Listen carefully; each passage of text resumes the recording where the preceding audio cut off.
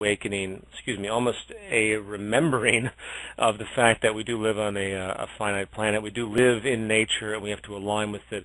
So yes, second part of your question, because we live in a monetary system today, is it not accurate to say that we need to operate under the rules of money during the transition of designing the physical world until we have a complete operating resource-based economy? Very good question. I think in part yes, and I think in part no. The rules of the monetary system, they will only allow us to go so far. You're not going to have enough money, quote, to build a resource-based economy on a global scale. You don't even have enough money out there to change the energy infrastructure in a direct sense.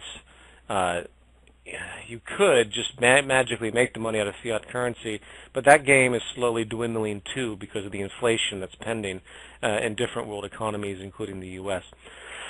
Excuse me. So, using the rules of the monetary game can work in some sense depending on what you're doing, say like building a test city, an experimental city of a true accord, not people just living there. It's going to be something to show. But there's not enough money in the world to build a resource-based economy at the level that's required to make the transition real. We needed to get rid of the monetary system and simply go straight for resources and an organized approach. In my opinion, I could be wrong on that, but just give it some thought as to how much things cost today to do things. Give it some thought to the debt that's generated in the system now, and ask yourself, is it going to get any better? Number 23, do you think you or someone with a vast knowledge of a resource-based economy should run for president in 2012? I am serious. Slogan could be something like running to end politics. I see what you're saying as far as an awareness issue, and I actually think in an odd way it would be kind of amusing if that happened. The amount of money required for that type of pursuit is quite extravagant. I'd rather see that money go towards something physical. But then again, who knows? I would be horrified to be involved in that. If someone else was willing to come forward and they actually had financing behind them to make that type of stunt occur, I would certainly be in support on some level. But it's an interesting idea, but no, I'm not going to. But if someone else wanted to, as a resource-based economy candidate, in that kind of contradictive mode, I certainly would be happy to see it. Number 24. Do you think that total central planning is dangerous during the transition in terms of corruption?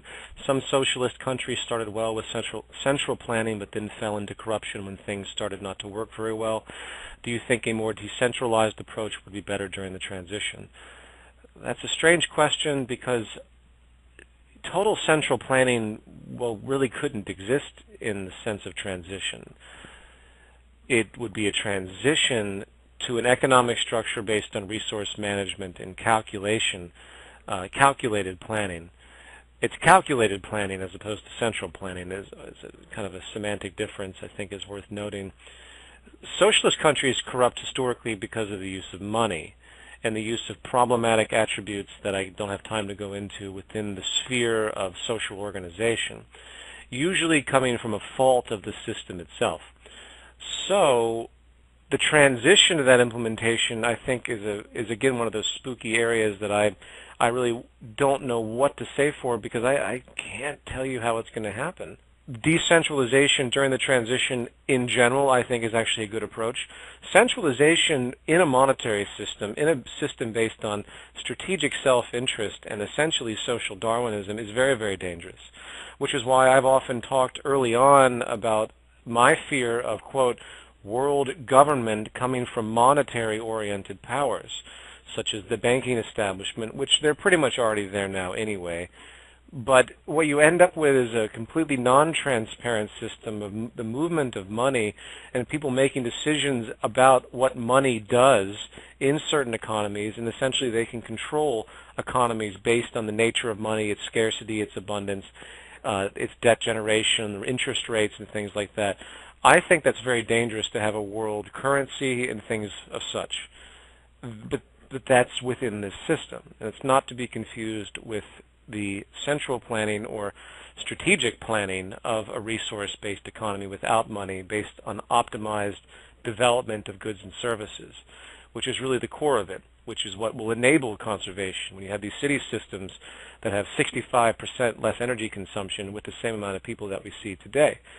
These are very important concepts, and they enable a great amount of freedom with other resources and other abilities, and a very high energy society, probably a higher energy society, well, definitely a higher energy society that we see today overall.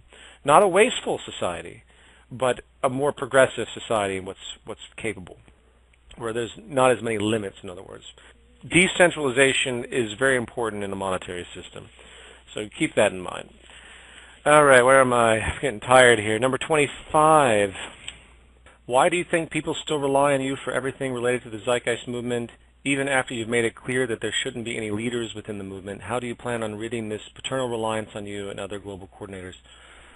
Through basically what I'm doing now in the attempt to try and continually educate and relay what I've come to understand. The goal is to simply get as much information absorbed by as many people as possible, to the extent where they don't have to listen to me repeat myself anymore. That's what it comes down to. The problem with the culture in a lot of ways today, and I'm not saying people out there listening are of this nature, is that there's a propensity to want to gravitate towards leadership as a way of not thinking. So people say, well, okay, I kind of agree with this, and I'm a really busy person, so I'm just going to follow this guy. That's exactly the opposite of what I want and what Jacques wants. We don't want people to follow anyone because it doesn't work. What are you going to do with a bunch of followers? If they don't understand the foundation of everything, then it can't work. A resource-based economy can only work if people understand it, and that's the thing. Just as people understand the basic kind of orientation of society today, what a stoplight is, all the things that we take for granted that we've been indoctrinated into to orient ourselves in our cities and our culture, customs of behavior, that will carry over into a resource-based economy in a completely new way. New inventions of such behaviors that are actually, again, sustainable. I sound like a broken record with that, but that really is what it comes down to, is aligning your values in a sustainable way and orienting society and your behavior as such. And that's what will really reward society. So if people can understand that, then they don't need to listen to me anymore. And hopefully they'll step up and become, quote, leaders themselves. And they will influence more people that become leaders, and suddenly, boom, you have an actual educated population that doesn't need to look up to anybody, that can guide their own route of education in the sense that they understand what's important. They understand the need for physical reference, and anyway, all the things that we talk about within the movement.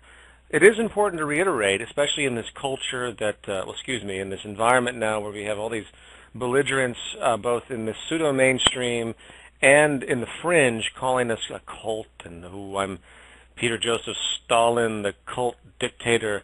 And it's pure comedy, obviously, but there are people that like to harp on these issues, and they will continue, by the way.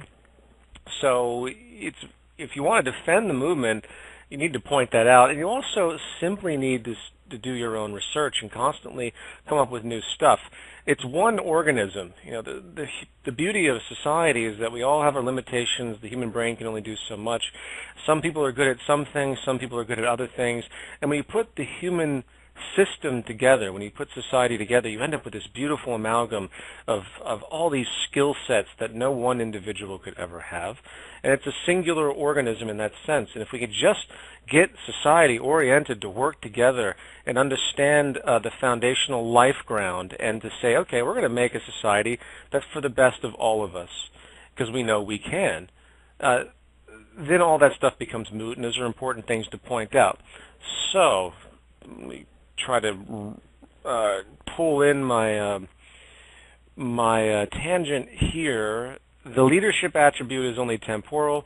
Now, there is such a thing as authority, actually. Let me bring this up, because this was something that was brought up to me recently as well. Authority or hierarchy. There is a big difference between a leader, an authority, and a hierarchy. A leader has the assumption of all knowledge, that no one else knows as much as the, quote, leader, and everything the leader says is of the highest order, and therefore everyone must submit to it. That's the sad nature of this leader distortion, which sadly still exists today in many different ways. Hierarchy is a little bit different in leadership, depending on what the hierarchy is actually referencing. Is the hierarchy based on blind tiers of leadership and control? If that's the case, then it's very, very bad. Very, very bad, like a military hierarchy. Hideous, hideous, where no one knows what the hell's going on. A hierarchy of strategic human behavior, of strategic human allocation for specific purposes, is a natural culmination. Hierarchy is a natural thing intellectually because of the very fact of what I've just stated, that humans have to organize themselves. And I don't mean hierarchy in the sense of a pyramid scheme. I don't mean a hierarchy in the sense of it being an imbalanced hierarchy where some single person's at the top. That's a different form of hierarchy. What I'm talking about is a chain of interlinked roles that humans fulfill at an equal level, but some might be more demanding than others. And this brings us to authority. The example I like to use for talking about authority is the dentist. Now, I go to a dentist, so do you. The dentist is the authority. He has the education. I don't know that much about dentistry, so I really couldn't argue with him. I don't have the time to learn about it. And I trust the dentist and his experience enough and what I've learned about him that I think he can perform the operations needed. So I rely on his authority to make decisions about what goes on with my teeth. I don't go to my neighbors and have them vote on whether I need, say, a root canal or not, or do you? Is there a democracy attribute into who you pick it with as a dentist? Well, maybe in a surface notion you can choose between those in your region, but that's beside the point.